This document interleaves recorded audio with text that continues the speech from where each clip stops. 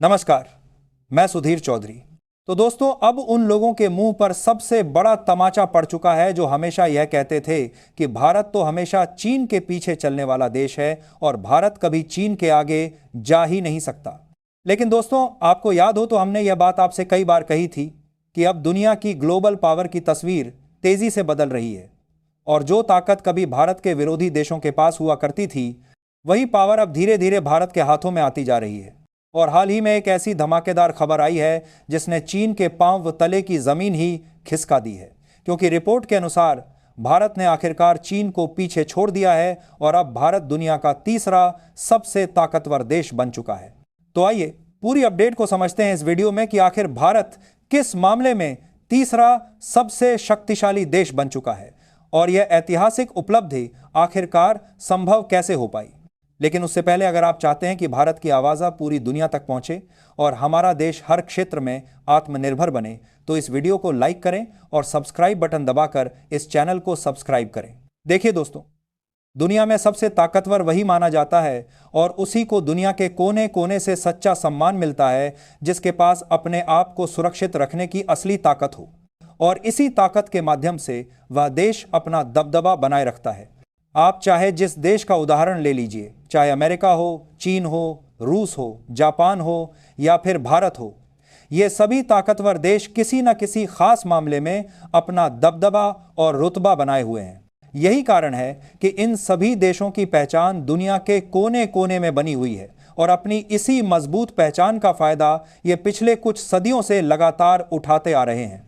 लेकिन अब कमाल की बात यह है कि भारत ने भी अब एक ऐसा दबदबा बना लिया है, एक ऐसी ताकत हासिल कर ली है कि अब दुनिया का ऐसा कोई कोना नहीं बचा होगा जहां भारत लाभ उठाने के मामले में पीछे रह जाए और जहां भारत का नाम गूंजता ना हो। और दुनिया के हर कोने में अब इसी बात का डंका जोर शोर से बज रहा है कि भारत ने तीसरे नंबर की पोजीशन हासिल कर ली है और उस चीन को पीछे छोड़ दिया है जो खुद को बहुत बड़ा समझता था।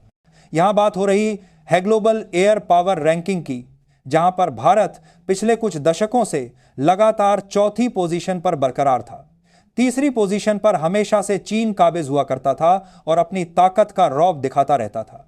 लेकिन इस बार साल 2025 के ताज़ा आंकड़ों ने पूरी तस्वीर ही बदल कर रख दी है और अब दुनिया के हर कोने से यही सनसनीखेज खबर निकल कर आ रही है कि भारत वैश्विक हवाई शक्ति के महत्वपूर्ण मामले में थर्ड स्ट्रॉन्गेस्ट कंट्री बन चुका है और चीन को ओवरटेक करके पीछे छोड़ दिया है।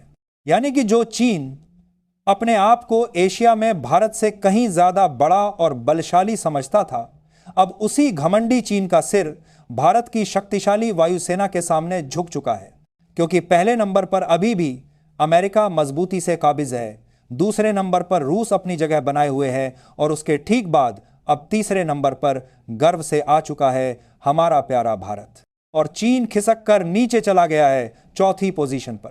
लेकिन अब सबसे बड़ा और दिलचस्प सवाल यह खड़ा होता है कि आखिरकार यह बड़ी उपलब्धि संभव कैसे हो पाई कि भारत ने उसी ताकतवर चीन की एयरफोर्स की ताकत को पीछे छोड़ दिया, जिस चीन के पास 5th जनरेशन वाले आधुनिक एयरक्राफ्ट मौजूद हैं। आगे चलकर इस महत्वपूर्ण सवाल का विस्तृत जवाब भी हम आपको जरूर देने वाले हैं, लेकिन उससे पहले अच्छे से जान लीजिए कि इस बड़ी खबर की क्या ऑथेंटिसिटी है और क्या सच में भारत अब तीसरा सबसे पावरफुल एयरफोर्स वाला देश बन ही गया है। क्योंकि यह रिपोर्ट जारी होते ही चीनी सोशल मीडिया पर जबरदस्त बहस छिड़ गई और वहां कई यूजर्स ने इस पूरी रिपोर्ट को झूठा और गलत बताया। ऐसा इसलिए क्योंकि असल में अभी तक होता यह था कि जब भी बात आती है सैन्य ताकत की तो लोग सबसे पहले अमेरिका, रूस या चीन का ही नाम लेते हैं। लेकिन जो सबसे ताज़ा और विश्वसनीय रिपोर्ट अभी आई है वह किसी ऐसे वैसे छोटे मोटे ऑर्गेनाइजेशन की तरफ से नहीं आई है, बल्कि ग्लोबल एयर पावर रैंकिंग 2025 में भारत ने इतिहास रच दिया है, क्योंकि यह अहम रिपोर्ट जारी हुई है WDMMA यानी world directory of modern military aircraft नामक प्रतिष्ठित अंतर्राष्ट्रीय संस्था की तरफ से। यह संस्था दुनिया भर की वायुसेनाओं को सिर्फ उनके विमानों की संख्या पर नहीं, बल्कि उनकी आधुनिकता, तकनीकी विविधता, पायलटों के प्रशिक्षण क्षमता और युद्धक तैयारियों पर गहराई से परखती और आंकती है। इस बार के गहन विश्लेषण में भारत को गर्व से तीसरे स्थान पर रखा गया है, जबकि चीन फिसलकर चौथे स्थान पर खिसक गया है। हालांकि यह पहली बार नहीं है जब भारत ने ऐसी शानदार छलांग लगाई हो। 2022 की WDMA रिपोर्ट में भी भारत ने चीन को पछाड़ा था।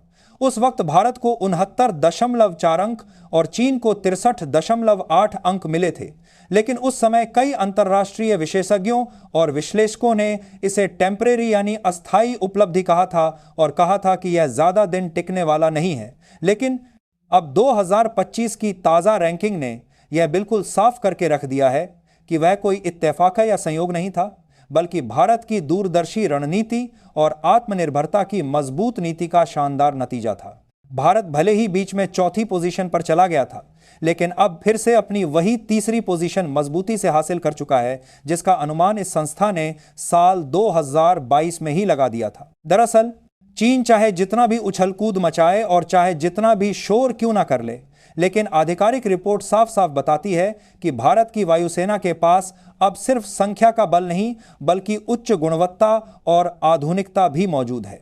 जहां चीन के पास बड़ी संख्या में पुराने मॉडल के विमान भरे पड़े हैं, वहीं दूसरी ओर भारत ने पिछले कुछ सालों में अपने पूरे एयर फ्लीट को तेजी से आधुनिक और ताकतवर बनाया है।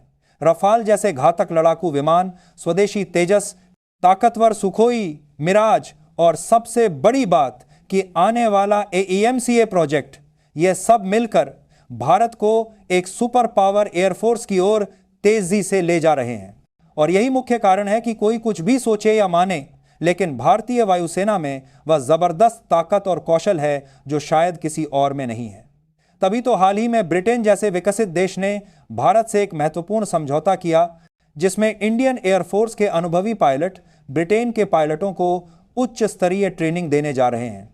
और दूसरी बड़ी और गर्व की बात यह है कि भारत के जो भी सैन्य उपकरण हैं, फिर चाहे वह मिसाइल सिस्टम हो, लॉन्चर हो या फिर और भी कोई छोटे मोटे हथियार ही क्यों ना हो, इन सब की अंतर्राष्ट्रीय मांग लगातार बढ़ती जा रही है और अब सबको मेड इन इंडिया ही चाहिए।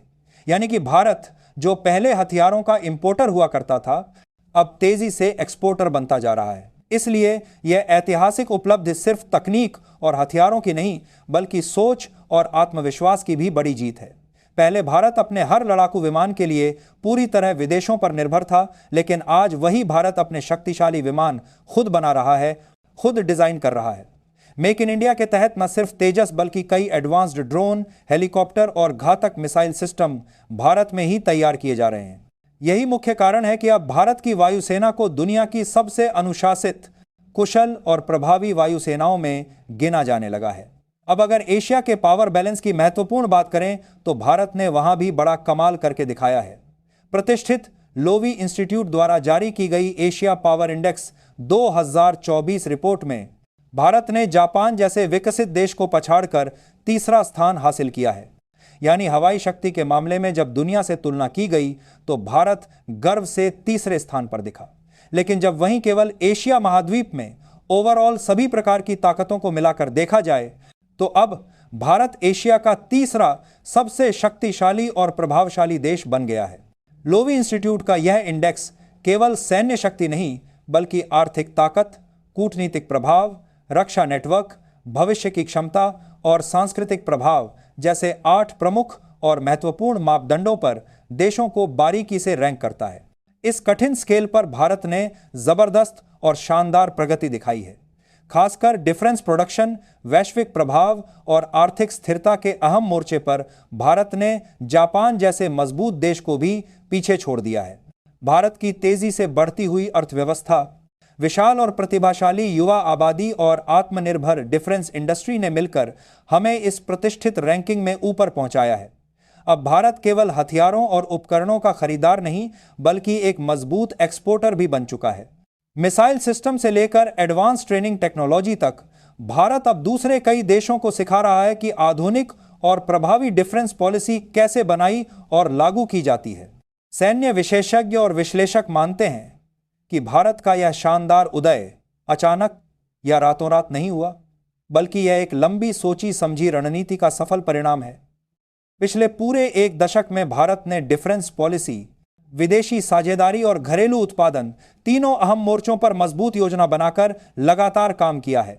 अमेरिका, फ्रांस और रूस जैसी महाशक्तियों से संतुलित और मजबूत संबंध बनाकर भारत ने अपनी स्थिति को अंतर्राष्ट्रीय स्तर पर बेहद मजबूत और सम्मानजनक बनाया है। अब जब चीन की अर्थव्यवस्था धीमी होती जा रही है और जापान गंभीर जनसंख्या संकट से जूझ रहा है, तब भारत का संतुलित और तेज विकास हमें एशिया की नई धुरी बना रहा है। विशेषज्ञ मानते हैं कि 2030 तक भारत केवल एशिया नहीं बल्कि पूरी दुनिया की टॉप 3 महाशक्तियों में स्थायी रूप से शामिल हो सकता है। बाकी आप लोग कमेंट बॉक्स में भारत को बधाई दें कि भारत एशिया का 3rd पावरफुल कंट्री पहले से ही था और अब अपनी वायुसेना की ताकत को भी दुनिया में 3री पोजीशन पर पहुंचा चुका है। तो यह थी आज की पूरी अपडेट जो काफ़ी रिसर्च और मेहनत के बाद आपके सामने रखी गई है। और दोस्तों, जाते जाते एक छोटी सी हेल्प कर दीजिए, इस वीडियो को एक लाइक करके अपने दोस्तों तक शेयर करके हमारी मेहनत को सपोर्ट कर दीजिए। धन्यवाद।